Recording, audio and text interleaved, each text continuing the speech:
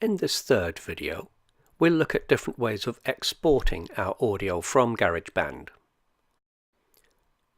We can export the audio and use it as a soundtrack in iMovie. We can share the recording to Google Drive, or we could upload our audio recording to YouTube. Now that we've finished our recording, click on My Songs in the top left-hand corner, and this will bring you back to the main menu in Garageband. From here we can tap where it says My Song, and we can give this a more meaningful name. To export it, click on the word Select on the right-hand side of your screen, and then tap the recording that you want to export. Click on the Share arrow, and now we can export this. Notice we could also airdrop it. In the middle row, at the end, you have got other options. So if the option you see is not available, scroll all the way to the right and click on More, and just make sure that you have slid the button on to enable the service you want. For example, being able to email via Outlook or Gmail. What we want to do is take this audio recording and use it in Garageband. So in the bottom row, click on Open In. You can fill in this information if you wish, but it's not necessary, and click on Share. The song will now be exported, and up pops the option to open this in iMovie. iMovie will then say, shall we create a brand new movie with this as a soundtrack, or would you like to open it in a previous recording? Which is what we want to do. And now, when we press play, our own created soundtrack will play. Remember, we would need to export this from iMovie using the Share option, which we explored in the earlier videos in this series.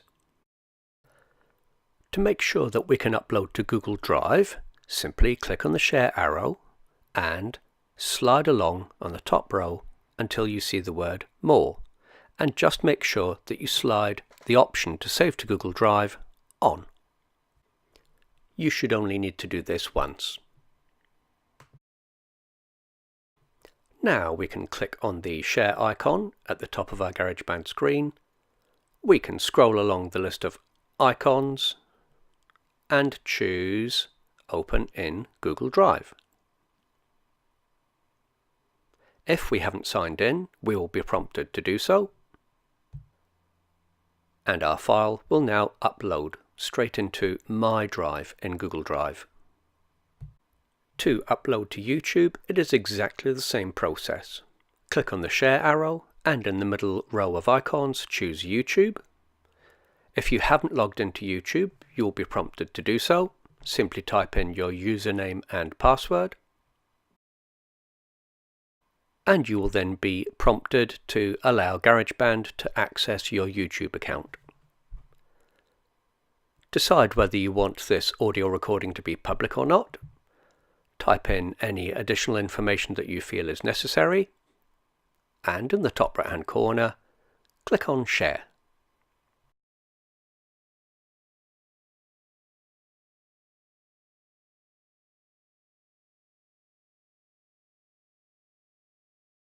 To listen to the audio recording that we've just uploaded, click on the YouTube app, and at the top of your screen, click on the icon of the person. This is your account.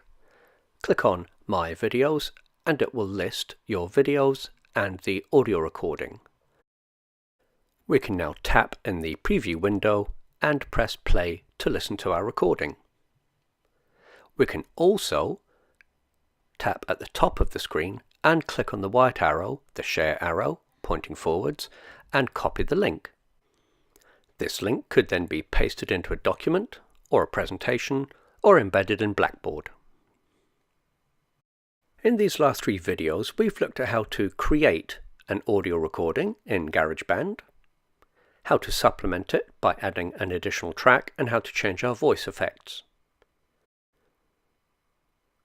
We then looked at how to make improvements to our audio recording by trimming audio, taking out the mistakes, adding musical loops, and adjusting the balance between the tracks.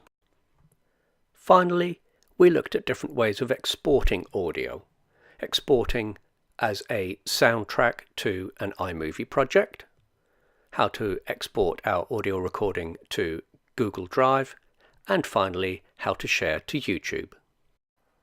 When you're ready, why not watch the final video in this series where we'll be summarizing the learning from digital video and digital audio.